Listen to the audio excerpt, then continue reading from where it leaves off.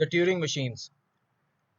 आज का जो टॉपिक है वो ट्यूरिंग मशीन्स के ऊपर है। अभी तक इस कोर्स में हमने फाइनाइट ऑटोमेटा कंट्रोल किया है, जो कि मशीन लाइक डिस्क्रिप्शन है किसी भी लैंग्वेज को रिप्रेजेंट करने के लिए, और ये रेगुलर लैंग्वेजेस को रिप्रेजेंट करने के लिए यूज होता है।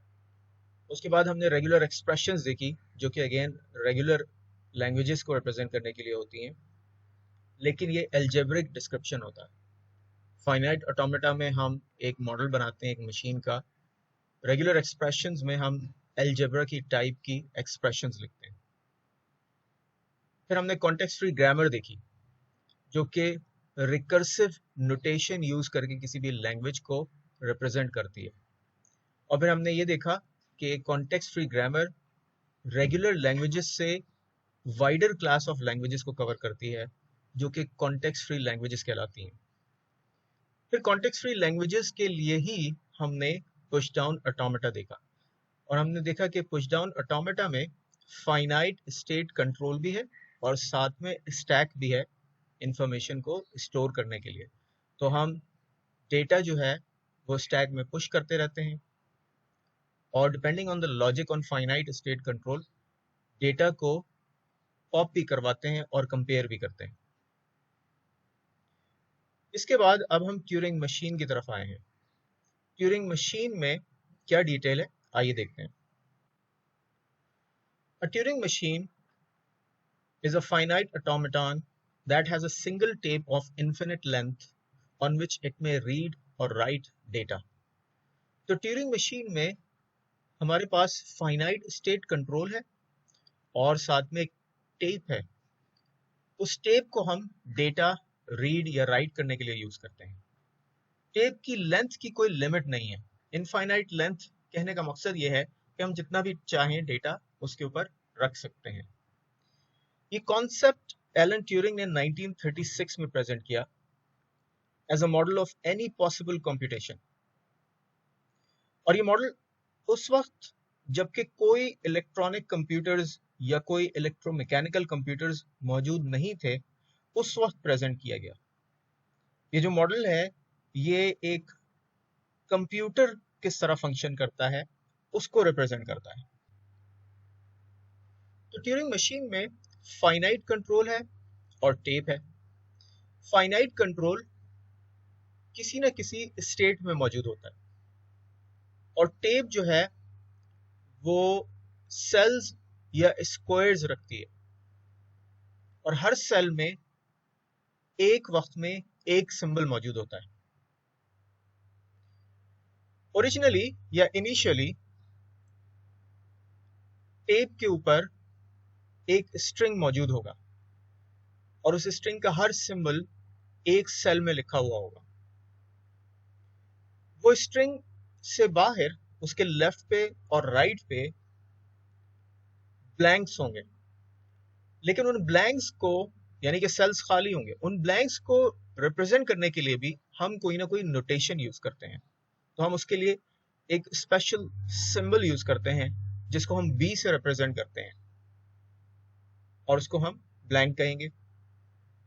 तो ब्लैंक जो है वो टेप सिंबल है, और कभी भी हम इस बी को, अगर हम कैपिटल बी यूज कर रहे हैं, तो कभी भी हम इसको एज एन इनपुट सिंबल नहीं यूज करेंगे, क्योंकि ये ब्लैंक को रिप्रेजेंट कर रहा होगा। जहां भी हमें नजर आएगा किसी भी सेल में, तो इसका मतलब ये होगा कि यहाँ पे कोई डेटा मौजूद नहीं है।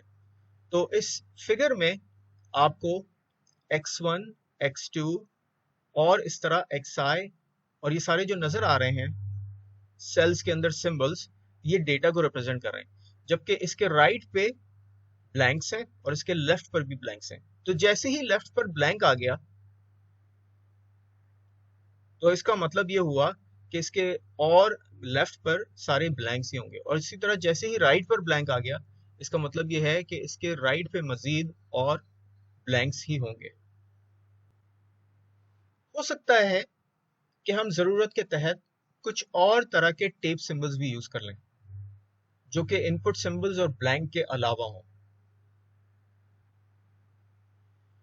टेप के ऊपर कौन सा डेटा रीड किया जाएगा, यानी कि किस सेल से रीड किया जाएगा या किस सेल में लिखा जाएगा, इसके लिए टेप का एक हेड मौजूद होगा, जो कि हर वक्त किसी न किसी सेल को पॉइंट कर रहा होगा। उस सेल में इनपुट मौजूद होगा। तो जब भी ट्यूरिंग मशीन कोई मूव करेगी तो वो दो चीजों पर डिपेंडेंट होगी, करंट स्टेट के ऊपर और इस बात के ऊपर कि टेप पर जो सिंबल स्कैन किया गया है वो क्या है।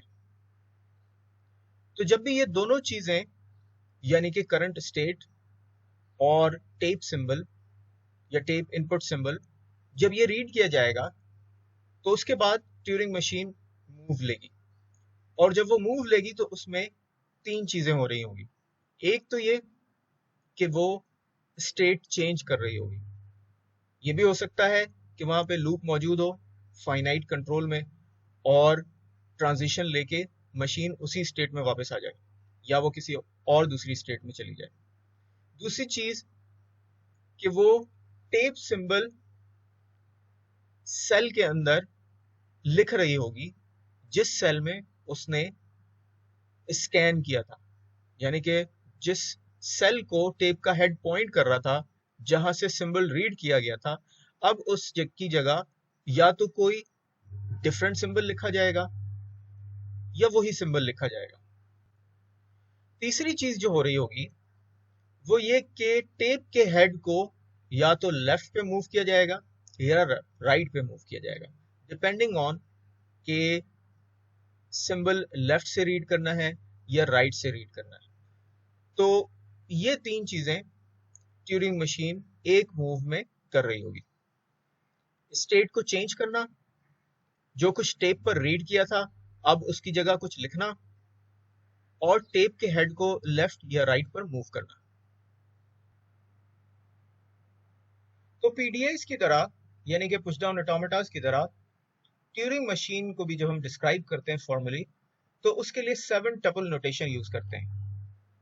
यानी कि अगर हम मशीन को m से रिप्रेजेंट करें तो इसके अंदर q हम यूज करते हैं फाइनाइट सेट ऑफ स्टेट्स के लिए, सिग्मा यूज करते हैं finite set of input symbols के लिए, टाउ यूज करते हैं complete set of tape symbols को रिप्रेजेंट करने के लिए।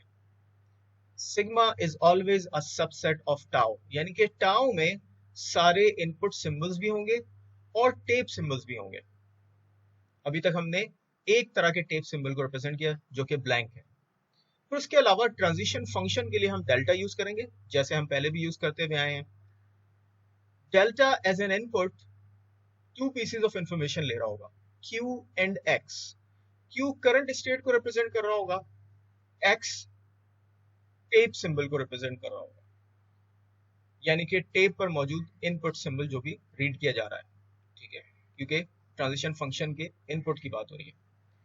आउटपुट ट्रांजिशन फंक्शन जो है वो एक ट्रिपल नोटेशन को शो कर रहा होगा, क्योंकि ट्यूरिंग मशीन जब भी मूव करेगी तो वो तीन चीजें अफेक्ट करेगी, तो इसलिए यहां पर तीन नोटेशंस मौजूद हैं। Small p is the next state, y is the symbol in tau written in the cell being scanned। तो टेप पर जो कुछ भी इनपुट रीड किया था अब उसकी जगह क्या लिखना है, क्या राइट करना है, उसको रिप्रेजेंट करने के लिए हम यहाँ y की नोटेशन यूज कर रहे हैं। इसी तरह d will represent the direction जिसमें हेड को मूव किया जाएगा, या तो लेफ्ट या राइट। तो टेप का जो हेड होगा वो या तो एक सेल लेफ्ट पर मूव हो रहा होगा या एक सेल राइट पर मूव हो रहा होगा। डेल्टा के बाद जो चीजें रह गई हैं हमारी डेफिनेशन में वो क्यू नॉट है, बी है और एफ है। क्यू नॉट स्टार्ट स्टेट को रिप्रेजेंट कर रहा होगा। क्यू नॉट जो है वो कैपिटल क्यू जो कि सेट है तमाम स्टेट्स का, उनमें से एक स्टेट है। कैपिटल बी ब्लैंक सिंबल को रिप्रेजेंट कर रहा होगा। It appears initially in all the cells that do not contain input symbols। वो सारे सेल्स जिनमें इनपुट सिंबल्स मौजूद नहीं है उसमें ब्लैंक मौजूद होगा। F जो है वो सेट ऑफ फाइनल स्टेट्स को रिप्रेजेंट कर रहा होगा। अब हम ट्यूरिंग मशीन की एक एग्जांपल देखते हैं। जिस ट्यूरिंग मशीन की एग्जांपल हम देखने जा रहे हैं वो उस लैंग्वेज को रिप्रेजेंट करती है जिसमें n number of zeros followed by n number of ones हैं, such that n is greater than और इक्वल टू 1।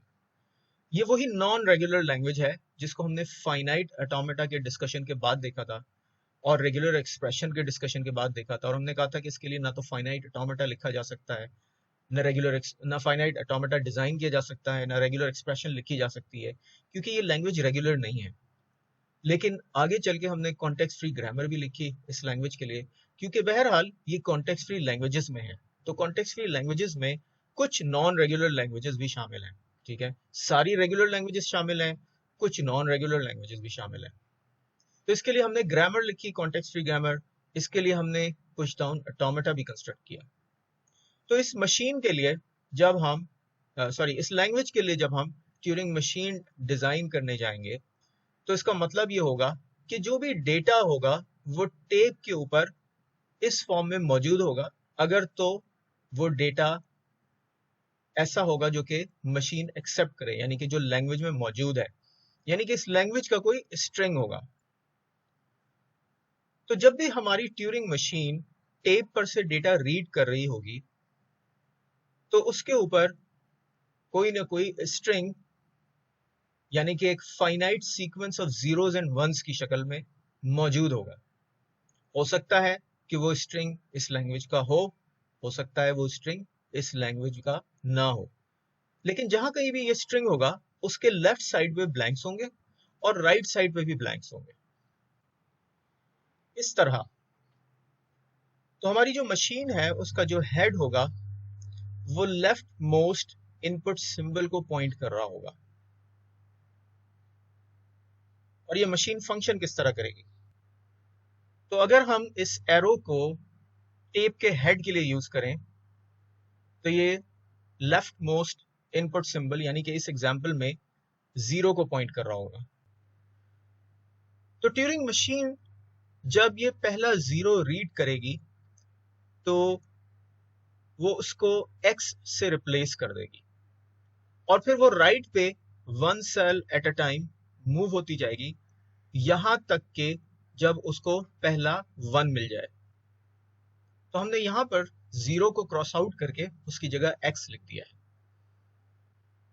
अब हमारी मशीन टेप हेड को राइट पर मूव करेगी, एक एक मूव बारी बारी लेगी, यहां तक के उसको पहला 1 मिल जाए।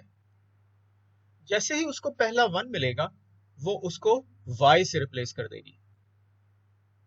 y से रिप्लेस करते ही ये हेड लेफ्ट पे मूव होना शुरू हो जाएगा, और ये उस वक्त तक मूव होता रहेगा जब तक कि उसको लेफ्ट मोस्ट 0 ना मिल जाए। लेकिन जब ये मशीन 0 को रीड कर रही होगी तो इसको अभी मालूम नहीं होगा कि इसके लेफ्ट पर मजीद और जीरोस हैं या नहीं है। तो इसको अपने हेड को पहले x तक मूव करना होगा। जैसे ही इसको x नजर आएगा तो ये रियलाइज करेगी कि जीरोस खत्म हो गए हैं, और जो पहला x मिला है उसके राइट पर पहला 0 होना चाहिए। तो ये x तक मूव करने के बाद हेड को फिर वापस एक सेल राइट पर मूव करेगी, ताकि x के बाद पहला 0 रीड कर सके, अगर 0 मौजूद है। और अगर 0 मौजूद है तो फिर इस 0 को भी x से रिप्लेस कर दिया जाएगा, और इस प्रोसेस को लूप में कंटिन्यू रखेगी। यानी कि अब इस 0 को x से रिप्लेस करने के बाद ये राइट पर 1 cell at a time move होते हुए पहला 1 फाइंड आउट करेगी, और फिर उसको y से रिप्लेस करेगी, और फिर वापस आके लेफ्ट पर जो 0 मिलेगा उसको x से रिप्लेस करेगी, और फिर राइट पे जाके 1 को y से रिप्लेस करेगी, फॉर दिस एग्जाम्पल। यानी कि इस तरह, और फिर इस तरह, और फिर इस तरह। ये हमने अपनी टेप को राइट पे मूव कर लिया है। अब अगर ये टेप हेड यहाँ मूव होते हुए जाता है पहले x पर, और उसको x के राइट पर 0 नहीं मिलता है, तो इसका मतलब यह है कि मजीद जीरोस नहीं है। और फिर वो राइट पर आता है और 1 ढूंढने की कोशिश करता है, लेकिन उसको ब्लैंक मिल जाता है और 1 नहीं मिलता, तो इसका मतलब यह है कि मजीद वंस भी नहीं है। तो ना इसको लेफ्ट पर 0 मिला है और ना राइट पर इसको 1 मिला है, इसका मतलब ये हुआ कि अभी तक इसने जितने जीरोस रीड किए थे उतने ही वंस भी रीड किए हैं। तो इसका मतलब ये है कि टेप पर जो ये स्ट्रिंग मौजूद है ये उस लैंग्वेज का स्ट्रिंग है, तो इसको एक्सेप्ट होना चाहिए। तो ये दूसरा वाला सिनेरियो है। If it finishes changing all zeros to x's and all corresponding ones to y's, then it has found its input to be of the form 0 to the power n, 1 to the power n, and accepts it. तो Turing machine इस scenario में इस string को accept कर लेगी, यानी कि accepting state में मूव हो जाएगी। और अगर ये same number of zeros and same number of ones नहीं होते, number of zeros, same number of zeros followed by same number of ones, तो इसका मतलब ये है कि ट्यूरिंग मशीन इवेंचुअली कहीं ना कहीं फेल हो जाती। जब वो जीरो रीड करके यहाँ कोरस्पॉन्डिंग वन फाइंड आउट करने जाती तो उसको या तो यहाँ पे वन नहीं मिलता, या वन रीड करने के बाद जीरो ढूंढने जाती और जीरो नहीं मिलता, और फिर वापस आती और उसको वन मिल जाता, यानी कि वन ज्यादा होते, तो भी ये स्टक हो जाती और डाई आउट हो जाती, यानी कि ट्रांजिशन इसकी डाई आउट हो जाती और मशीन जो है वो नॉन एक्सेप्टिंग स्टेट में चले जाती और स्ट्रिंग को रिजेक्ट कर लेती। तो अगर हम इस मशीन की फॉर्मल स्पेसिफिकेशन रिप्रेजेंट करने जाएं और मशीन के लिए एम यूज करें तो हम कह सकते हैं कि सेट ऑफ स्टेट्स में जब हम इसको डिजाइन करेंगे, अभी तक हमने इस मशीन का डिजाइन नहीं देखा, अभी तक हमने सिर्फ ये डिस्कस किया है कि किस तरह टेप से डेटा रीड करेगी और किस तरह उसको चेंज करेगी। तो इसको पता कैसे चलेगा कि डेटा जो है, यानी कि जो सिंबल्स रीड कर रही है स्ट्रिंग में से, वो उसी फॉर्म में है जो कि लैंग्वेज में एक्सेप्ट हो जाएंगे, यानी कि स्ट्रिंग एक्सेप्ट हो जाएगा। तो हम जो मशीन डिजाइन करने जा रहे हैं उसकी 5 स्टेट्स हैं, Q0 से Q4 तक। उसके अलावा जो इनपुट सिंबल्स हैं वो जीरोस एंड वंस हैं। टेप सिंबल्स जो हैं 0 और 1 के अलावा ब्लैंक्स भी यूज हो रहे हैं, एक्स भी यूज हो रहा है और वाई भी यूज हो रहा है। डेल्टा हमारा ट्रांजिशन फंक्शन है। Q0 जो है वो स्टार्ट स्टेट है, बी जो है वो ब्लैंक सेल को रिप्रेजेंट कर रहा है, और Q4 हमारी फाइनल स्टेट होगी। तो अब हम इस मशीन का डिटेल जो है वो स्ट्रक्चर देखते हैं, बल्कि इसका ट्रांजिशन डायग्राम हम अगली क्लिप में देखते हैं। यहाँ हमने इसकी फंक्शनैलिटी को एक्सप्लेन किया है, और हम इसके ट्रांजिशन डायग्राम को अगली क्लिप में देखेंगे और देखेंगे कि किस तरह इसका फाइनाइट स्टेट कंट्रोल डिजाइन हुआ है और किस तरह उसकी ट्रांजिशंस रन हो रही हैं।